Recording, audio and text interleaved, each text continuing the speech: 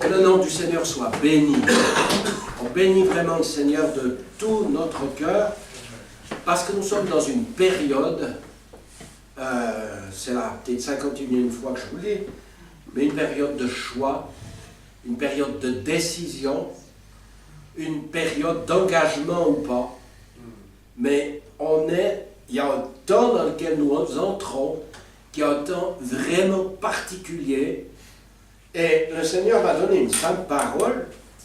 Alors je dis, mais Seigneur, qu'est-ce que je vais dire avec ça? Il m'a dit, je vais briser les cercles vicieux. Je vais briser les cercles vicieux. Alors qu'est-ce que c'est qu'un cercle vicieux? Bon, c'est un terme que j'utilisais quand je faisais des formations dans des entreprises. Un cercle vicieux, c'est quelque chose dans lequel on est comme pris, c'est comme une machine qui tourne, quelque chose qui tourne tout le temps, mais pas en nous élevant, mais en nous faisant descendre, descendre, descendre. Hein, c'est un petit peu comme des fois dans l'eau, il y a certains endroits, dans certaines rivières, où ils disent, vous ne devez pas vous baigner, parce que si vous êtes pris dans un tourbillon, vous allez être collé au fond et vous ne pouvez plus vous en sortir. Vous êtes un bon nageur, tout ce que vous voulez, vous allez mourir. Et ils savent, les plongeurs savent où aller chercher ces gens. Ils sont où il y a des rochers, des coins, et ça fait comme une machine à laver, et la personne ne peut pas s'en sortir. Et puis il y a l'inverse du cercle vicieux, c'est quand il y a quelque chose, on rentre dans un système, on pourrait dire comme les aigles. Les aigles, où quand on voit ici les milans royaux et tout ça, qui tournent et qui montent, qui utilisent l'air chaud pour être portés. Des fois, on les voit monter à une vitesse vertigineuse et parfois à des altitudes, hein, comme les aigles. C'est impressionnant.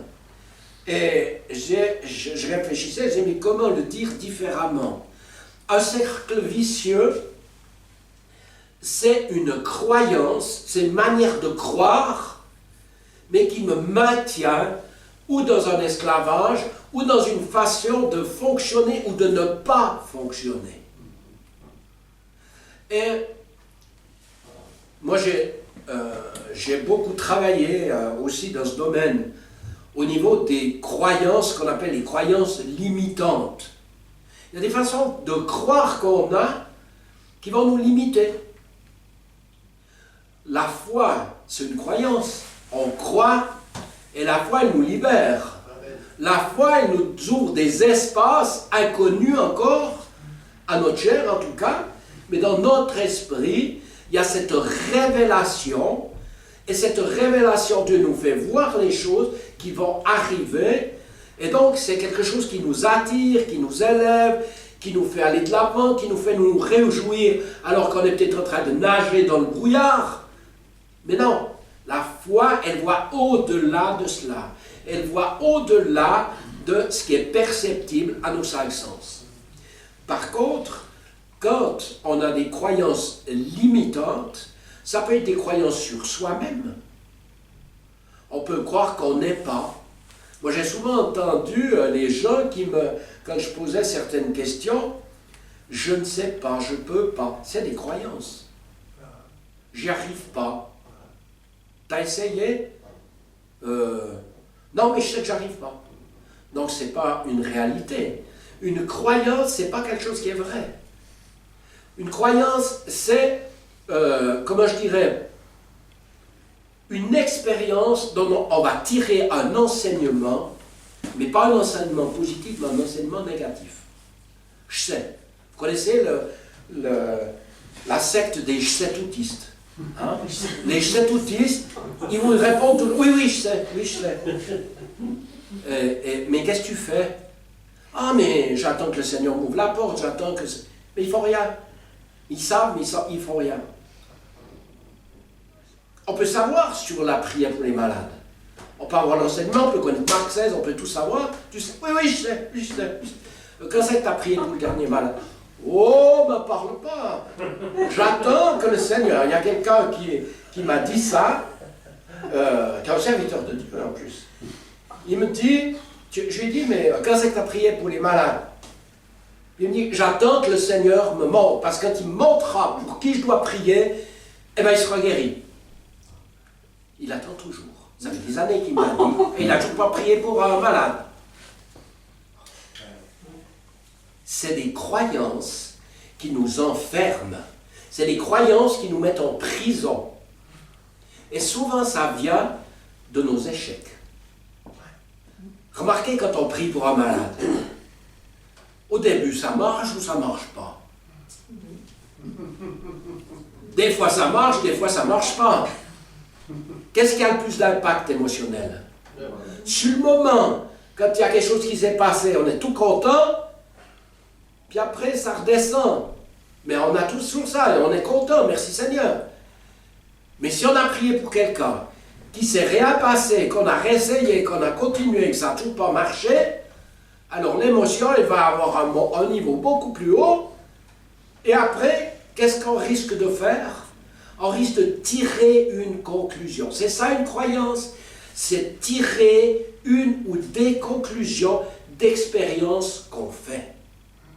Et quand on tire des conclusions, si c'est l'Esprit de Dieu qui nous parle, on va tirer des conclusions, mais c'est possible, Seigneur.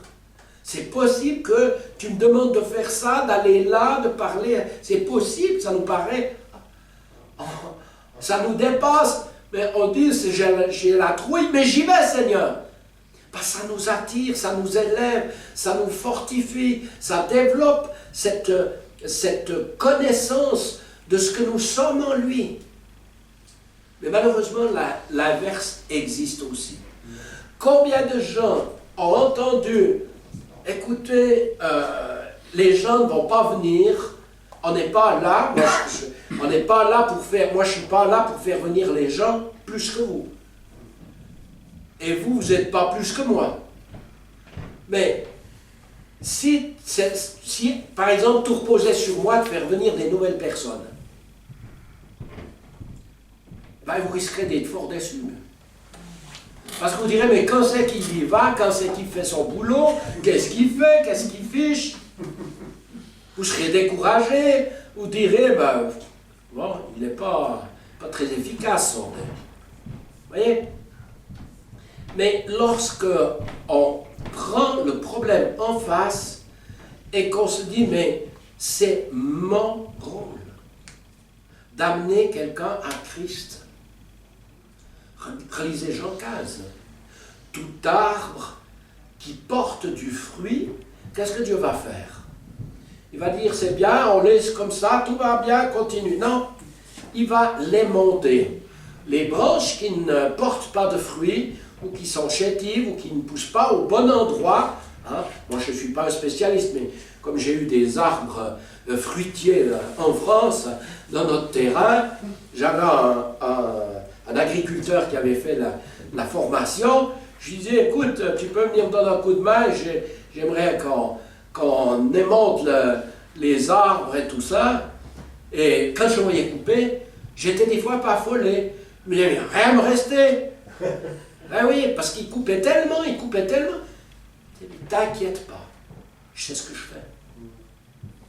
Et la saison d'après, ou déjà à la fin de la saison, il y avait des fruits, et ils étaient beaux. Il y en avait peut-être moins, mais ils étaient beaux. Au lieu d'avoir des chétifs qu'on ne peut pas manger, là, qu'est-ce qu'il y avait? Il y avait une super récolte. Parce qu'il avait su tailler ce qu'il fallait. Et c'est ce que Dieu fait. Amen. Il émonde nos vies. Et il émonde quoi? Il nous fait voir, il nous fait prendre conscience de certaines prisons ou de certaines façons de penser, certaines croyances qui nous limitent dans notre action. Non, de gens disent, non, je ne suis pas en place. Je ne suis pas en place. Non, je ne suis pas appelé à prier pour les gens. Non, moi je ne suis pas appelé à faire de l'évangélisation. Non, c'est pas mon truc, ça. Est-ce que c'est vrai? J'en sais rien. Je ne suis pas à la place de la personne, ça ne me regarde pas. Je dirais, moi, mon rôle, c'est ce que le Seigneur me rappelait. Quand on dit le pasteur, c'est berger aussi. Mais le Seigneur me disait encore ce matin, il disait, mais t'es pas le berger de l'Église. T'es pas le berger de l'Église, c'est moi. Ton rôle, c'est d'attacher les gens à moi, à moi qui suis le berger. C'est pas la même chose.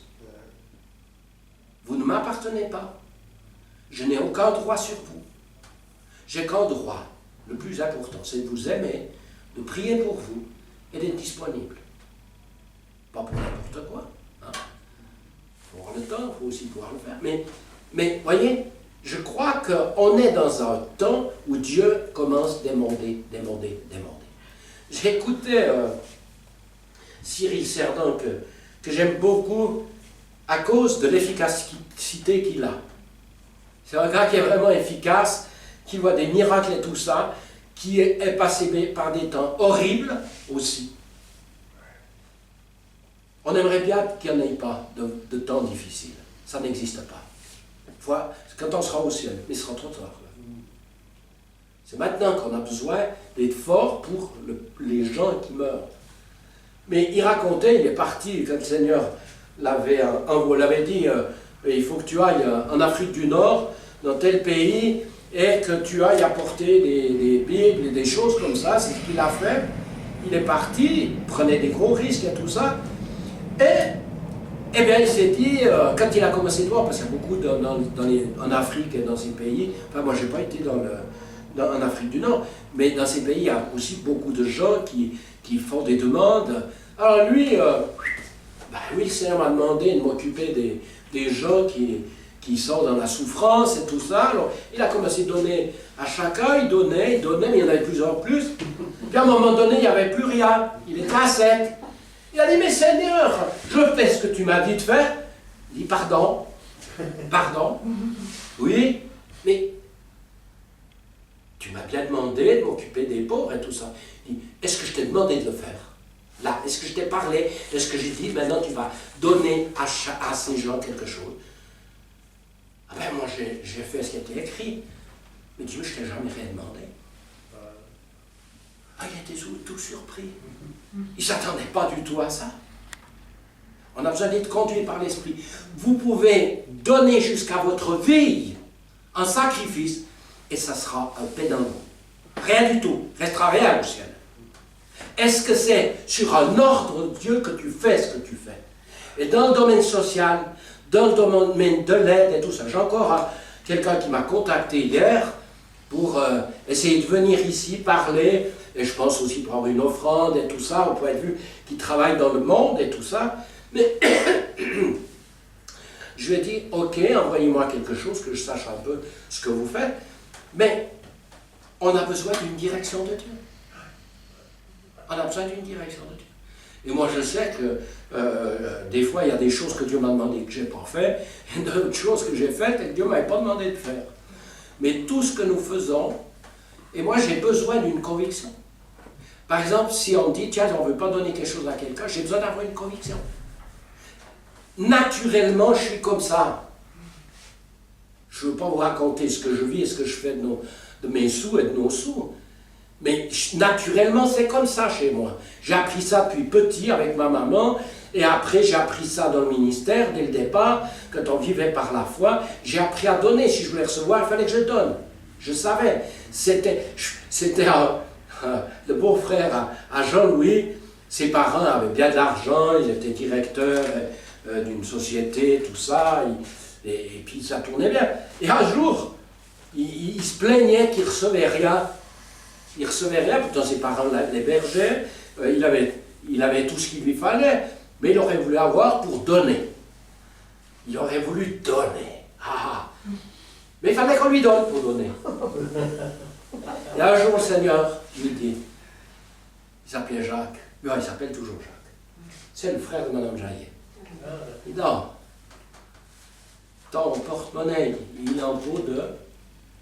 Est-ce qu'il est en peau d'hérisson?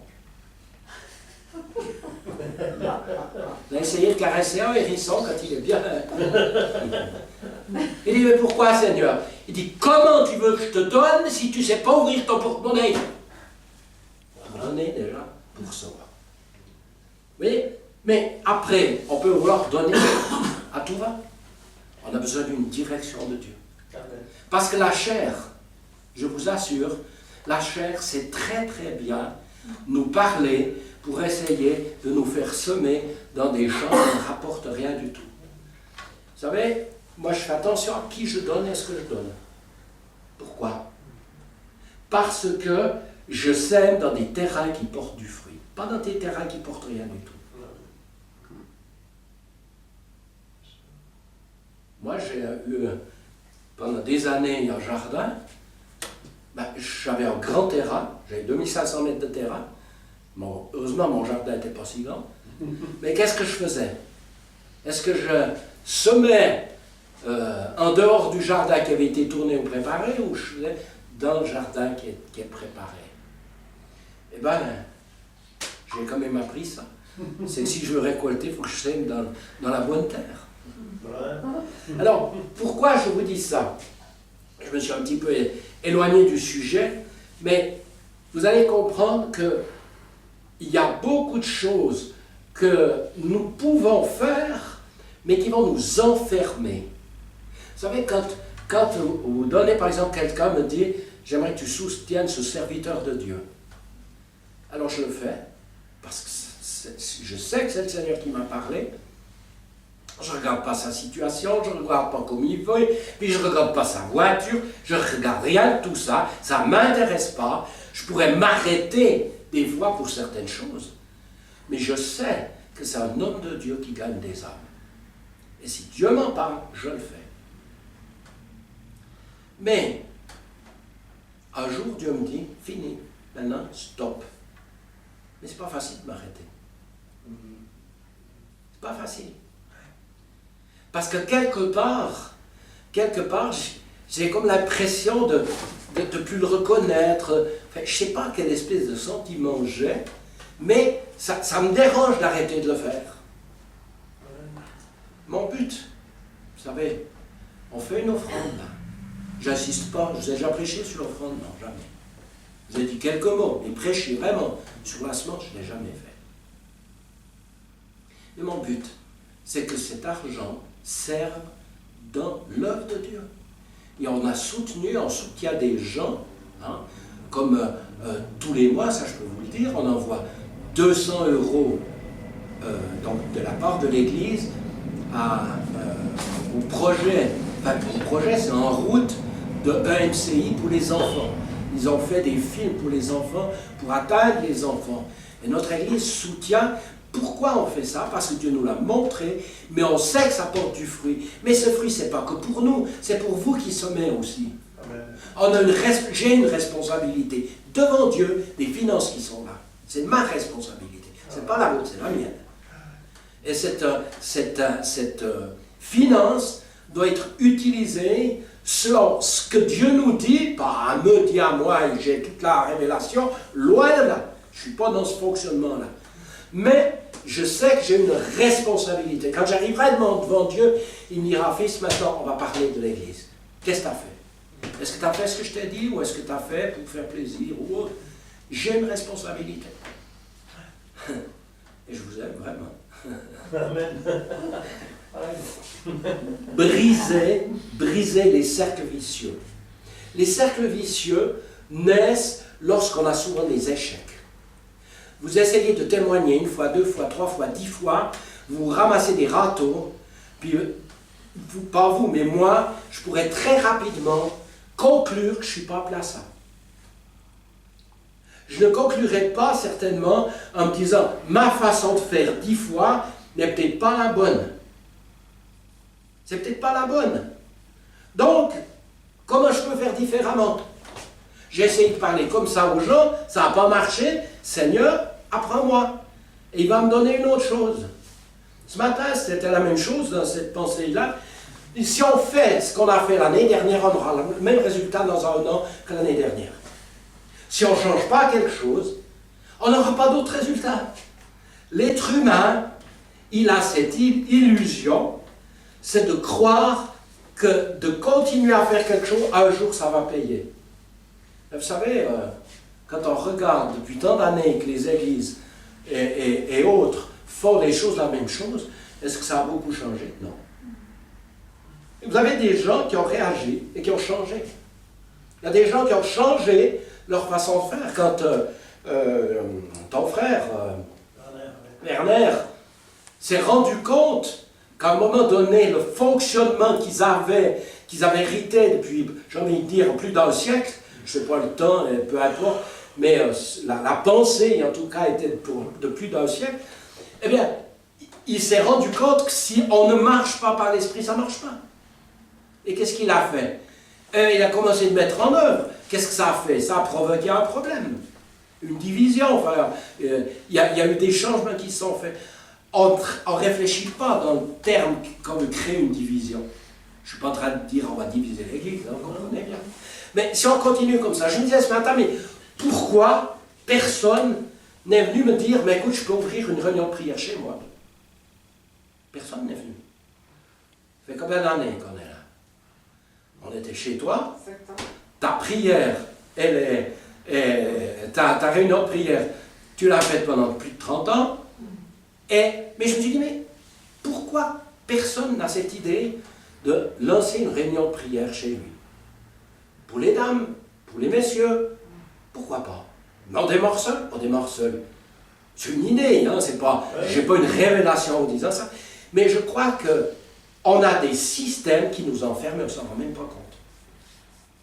Il y a des grades qui nous enferment, on ne s'en rend même pas compte. Mais béni soit Dieu, il y a plein de choses que vous faites. Hein, moi j'écoute plein de témoignages et je suis émerveillé de ce que Dieu fait au travers de certains et de certaines. Merveilleux, gloire à Dieu. Mais on est dans un temps où Dieu nous demande de revoir les choses. Si chacun d'entre nous, on sait que Dieu veut qu'on porte du fruit, et que la seule façon de rendre heureux notre Père, c'est de porter du fruit. Relisez Jean 15. Si vous portez du fruit, et que ce fruit demeure, mon Père va être glorifié. Mais vous le voulez, je le sais. Mais il y a des façons de fonctionner comme vous êtes changé. Il y a des cercles vicieux, il y a des cercles de crainte et de peur qui ont besoin d'être brisés. Et on est là pour s'aider les uns les autres. Des fois, on a peur de faire quelque chose et on peut demander à quelqu'un de nous aider. Ou bien, on peut avoir comme une idée fixe, moi je veux faire ça. Vous avez entendu comme j'ai dit, moi je... Poubelle. C'est pas ce que je veux faire qui est important. C'est qu'est-ce que Dieu veut que je fasse. Qu'est-ce que Dieu veut que je fasse. Et surtout dans les temps qui viennent, eh bien on peut être très très étonné de ce que Dieu va faire. Alors, je vois que je n'arriverai pas à vous donner mon message une fois de plus. Je vais vous parler de qui? Je vais parler de Pierre. Pierre, quand il va renier Jésus, quand vous allez dans Luc 22, à partir du verset 55, quand il va allumer un feu, quand il va renier, quand il va avoir et Jésus va le regarder, il va pleurer, il va sortir en se disant je ne sais pas quoi, mais il y a quelque chose qui s'est passé en lui. Il a renié 3 fois. Et comment Jésus va briser ce cercle vicieux dans lequel il est rentré par cette situation qui l'a profondément blessé sur lui-même, mais aussi sur comme il a été vers Jésus. Mais moi, je ne t'abandonnerai jamais. Jamais je t'en irai. Ah, mon petit. Tu verras, avant que le coq ne chante, tu me renieras 3 fois. Ah bon? Non, c'est pas possible. Moi, je suis Pierre, hein, attention, j'ai une grande gueule, et je fais ce que je dis, hein. Mais oui. Et qu'est-ce qu'il fait? Et Jésus va faire quelque chose d'incroyable. C'est qu'après, donc, Pierre, la preuve qu'il est rentré dans un autre fonctionnement, ils auraient pu continuer de faire ce que Jésus leur avait envoyé de faire. Il n'y en a aucun qui l'a fait. Alors qu'il les avait avertis, qu'il leur avait dit mais qu'il allait être battu, il avait cité les Écritures qui parlaient de tout ce qui se passait, mais eux, ils sont complètement à terre. J'aurais pas fait mieux, je vous assure. Hein. Je ne suis pas en train de les critiquer, mais ils sont retournés à leur job. Et là, c'est la preuve, à leur job, à leur ancien job, c'est la preuve qu'il y a un circuit qui a changé, une façon de penser qui a changé. Ils sont rentrés dans une nouvelle façon de vivre. Ils sont rentrés dans le discipolat, je ne sais plus comment le dire, bref, vous corrigerez. Et là, d'un coup, paf, ça s'arrête. Parce qu'il y a quelque chose qui a foiré. Le patron n'est plus là, on n'est plus capable. Alors qu'il leur avait donné, qu'ils avaient reçu l'onction, ils avaient reçu la puissance de Dieu. Ils n'étaient pas encore sauvés, ils vont être sauvés quand il va ressusciter, ou ils vont passer par cette nouvelle naissance. Mais là, dans cette situation-là, eh bien, qu'est-ce qui se passe? Il se passe que Pierre, ils sont à la pêche. Et comme d'habitude, comme c'est des spécialistes, ils prennent rien. La première fois où Pierre, quand il s'est jeté aux pieds de Jésus dans la barque, parce qu'ils avaient pris plein de poissons, quand ils ont demandé aux autres de venir l'aider, il a dit les filets se rompaient. C'était tellement chargé. Et là, Jésus leur dit, avance un petit peu et jetez en plein eau. Pierre, ça a dû commencer de faire ting, ting, ting, ting. Qu'est-ce que c'est? J'ai déjà entendu ça. Vous savez, là, le cerveau, ça va vite. Ça va rechercher qui c'était. Ça devait commencer à sentir, ça pourrait bien être quelque chose de spécial qui est en train de se passer. On n'a rien appris. Il jette le... Et voilà, il y a un tri qui se fait, c'est que les gros poissons qui viennent dans le filet. Il y en a 153. Les filets devaient se rompre, mais il est dit, ils ne se rompaient pas. Et on arrive dans un temps où les filets ne se rompront pas. Amen. Ils ne se rompront pas, parce que c'est sur la parole de Jésus. Et qu'est-ce qui va se faire? Jésus a besoin de libérer Pierre de ce circuit, cette façon de tourner en rond. Il va le libérer. Qu'est-ce qu'il va faire? Il va recréer la même situation que celle qu'il a eue quand il l'a renié. Il va faire un feu au bord du lac. C'était vers un feu que Pierre a renié. Il fait ce feu, et quand il appelle Pierre, eh bien, qu'est-ce qu'il va faire? Pierre va venir, Jésus va lui parler, lui poser 3 questions. Pierre, m'aimes-tu? Vous connaissez l'agapé, bref. Mais Pierre, m'aimes-tu? Mais ce que j'aimerais vous dire, que le Saint-Esprit va vous révéler des cercles vicieux dans lesquels vous êtes. C'est pas moi qui peux le faire, mais le Saint-Esprit est là, et il saura bien le montrer. Des choses que vous n'osez plus faire, parce que ça vous a tellement impacté émotionnellement sur vous, vous avez dit non, ça, jamais je le referai.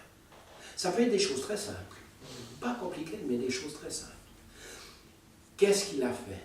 C'est que là, c'est Jésus qui l'a invité, ou sans s'en rendre compte, Pierre, c'est comme s'il avait invité Jésus dans son cercle vicieux.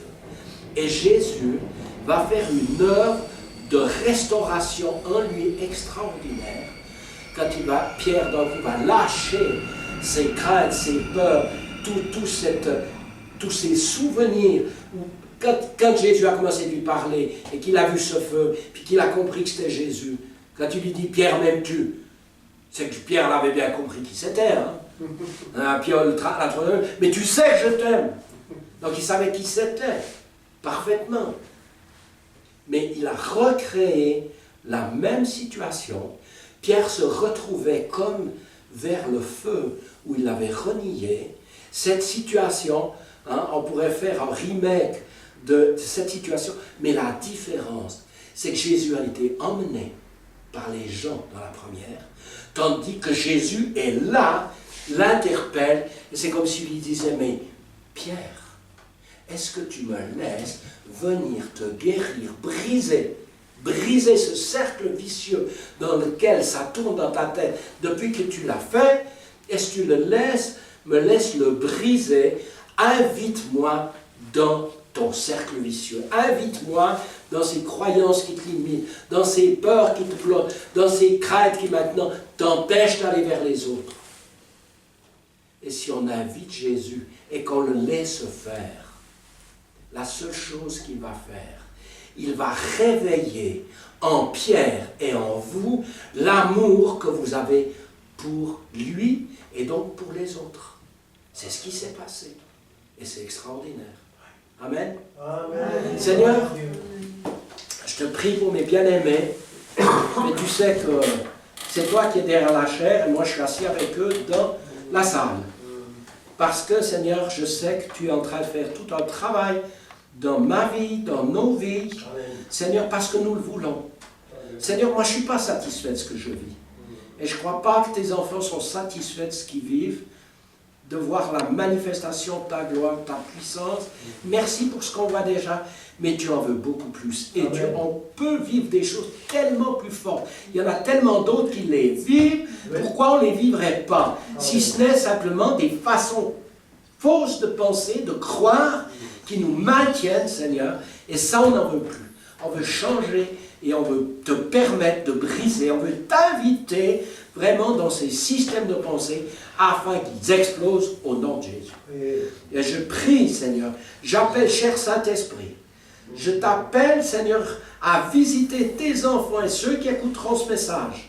J'appelle vraiment ta révélation pour que tu nous montres qui a bloqué un jour, parce qu'un jour on nous a rejetés, ou un jour on nous a critiqués parce qu'on faisait quelque chose, ou quoi que ce soit, et que ça nous a enfermés, et qu'on est encore dans ce cercle vicieux. Mais tu veux nous libérer, tu nous as franchi la vérité, c'est que nous avons été créés pour de bonnes œuvres, afin qu'on les pratique.